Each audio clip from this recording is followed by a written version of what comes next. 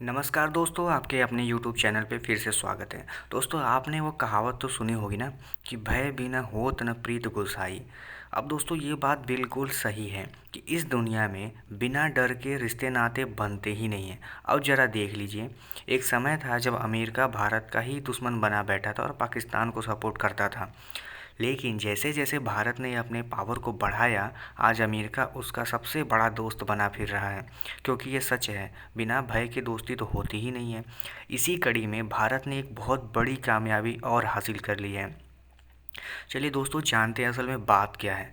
दरअसल ये न्यूज़ आई है डीआरडीओ से, अभी कुछ दिन पहले ही आई थी, जिसमें डीआरडीओ ने एक न्यूज़ जारी करके कहा था कि भारत ने हाइपरसोनिक टेक्नोलॉजी का सफल परीक्षण किया है। यानी कि दोस्तों, HSTDV, यानी कि ये एक ऐसा हाइपर डेमोन्स्ट्रेशन व्हीकल है जो भारत ने सफलतापूर्वक टेस्ट किया है। अब हाइपरसोनिक का मतलब ये होता है दोस्तों कि कोई व्हीकल या कोई मिसाइल जब 6 मैक यानी आवाज़ से 6 गुना से ज़्यादा की रफ्तार से जब चलती है तो उस चीज़ को हाइपरसोनिक बोलते हैं।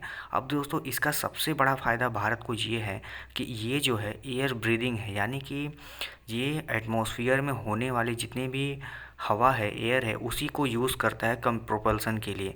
तो इससे दोस्तों फ़ायदा ये होता है कि भारत को एक अलग कैपेसिटी मिलती है कि वो लॉन्ग रेंज में जाके अपनी स्ट्राइक करके फिर वापस आ सकता है।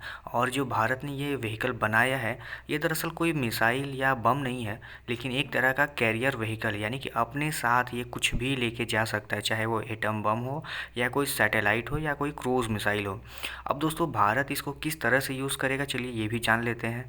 दरअसल भारत इसको क्रूज़ मिसाइलों को एक जगह से दूसरी जगह पहुंचाने में यूज़ कर सकता है। यानी कि दोस्तों सोचिए, एक तो ये हाइपरसोनिक खुद है और ऊपर से उसके ऊपर क्रूज़ मिसाइल डाल दिया जाए, तो ये किसी भी देश के रडार के लिए बहुत भारी हो जाएगा कि इसको पकड़ के और निष्क्रिय कर सके। क्योंकि जिस रफ्तार से ये अटैक करता है दोस्तों, उसमें दुश्मन देश के किसी भी रडार को इतनी टाइम तो नहीं मिलेगी कि वह उसके बारे में कुछ सोच सके और इंटरसेप्ट कर सके। यही इसकी सबसे बड़ी खासियत होती है दोस्तों, कि इसकी स्पीड इतनी ज़्यादा होती है कि दुश्मन कुछ सोच पाए उससे पहले वो तो वहाँ पहुँच के तबाही मचा चुका होता है।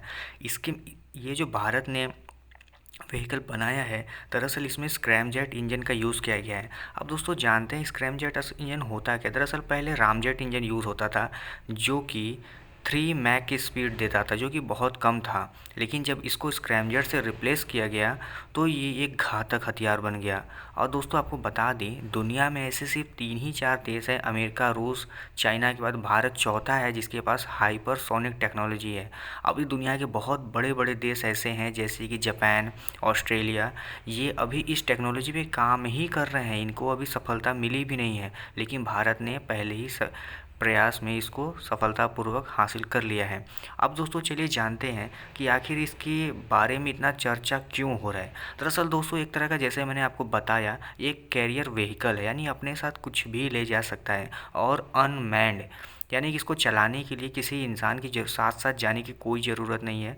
ये ज़मीन पर रहते हुए भी इसको कंट्रोल किया जा सकता है। ये दोस्तों एयर से मिलने वाली हवा को ही यूज़ करता है, जो कि अभी तक ज़्यादातर नहीं देखा गया है। और आप सोचिए, ये 50 किलोमीटर ऊपर तक जा सकता है, यानी कि सरफेस से 50 किलोमीटर की ऊंचाई पर जा सकता है, जो कि फिर वहाँ से कि इसको टारगेट कर पाना बहुत मुश्किल हो जाएगा। और फिर जिस स्पीड से वापस आएगा वो फिर सुपरसोनिक हाइपरसोनिक स्पीड में बदल जाएगी। इसीलिए दोस्तों, ये सबसे घातक हो जाता है, क्योंकि उस स्पीड पे इसको पकड़ पाना बहुत मुश्किल है। दरअसल ये एक रीयूजेबल व्हीकल है। इसकी सबसे बड़ी खासियत में ये भी माना जाता है कि इसको आप बार बार यूज़ कर सकते हैं, क्योंकि ये रिटर्न होने में सक्षम है। दरअसल यूएस के जो थिंक टैंक हैं, उन्होंने इसको तो यहाँ तक कह दिया कि ये न्यू क्लास मिलिट्री थ्रेट है, यानी कि अगर कोई स्पीड 5000 किलोमीटर प्रति घंटा की रफ्तार से आपकी तरफ बढ़ रहा है, तो दुश्मन देश का कोई भी डिफेंस सिस्टम इसको कैपेबल ही नहीं होगा, चाहे वो S-400 हो, 300 हो, कोई भी वेहिक रडार हो, इसको काउंटर करने के लिए उसके पास समय टाइम की बहुत कमी होगी और वो नहीं कर पाएगा। इसलिए दोस्तों, ऐसा माना जा रहा है कि भारत के पास ये उपलब्धि बहुत बड़ी उपलब्धि है। भारत इसको कई तरह से यूज़ कर सकता है, यानी कि एक तो दुश्मन के लिए कर सकता है, लेकिन भारत इसको चाहे तो पब्लिक के यूज़ के लिए भी यूज़ कर सकता है। जैसे कि भारत आए दिन कोई ना कोई सैटेलाइट लॉन्च करता रहता है, अब आपके पास एक ऐसा व्हीकल हो जो हाइपरसोनिक स्पीड से ऊपर जा सकता हो और उसमें कई सारे सामान आप लाद भी सकते हैं। अब वो दोस्तों इससे ये होगा कि ये छोटे छोटे जो सैटेलाइट होते हैं उनको कम खर्च पे इसरो या फिर भारत की गवर्नमेंट चाहे तो दुनिया भर के सैटेलाइट लॉन्च करके फिर उसको व्हीकल को वापस भी ला सकते हैं। ये इसकी सबसे बड़ी खासियत है। और दोस्तों जैसा कि बताया, अगर मिलिट्री के क्षेत्र में यूज़ करते हैं दोस्तों, तो भारत अमेरिका के बाद पहला एक और ऐसा देश होगा जिसके पास इस तरह की क्षमता होगी कि वो मिलिट्री में भी इस तरह के हाइपरसोनिक व्हीकल का यूज़ करे और बहुत घातक से घातक हथियार बना सके। क्योंकि इसको पकड़ पाना किसी भी दुश्मन के लिए मुश्किल तो नहीं दोस्तों, बहुत मुश्किल होगा, क्योंकि ये पकड़ने में आने वाली चीज़ तो है नहीं। रसिया जैसे देश भी इसको भी बना के एक ऐसी कैटेगरी में है, रूस, अमेरिका, चीन, जिसमें अभी दुनिया शामिल नहीं हुई, चौथा देश भारत बना है।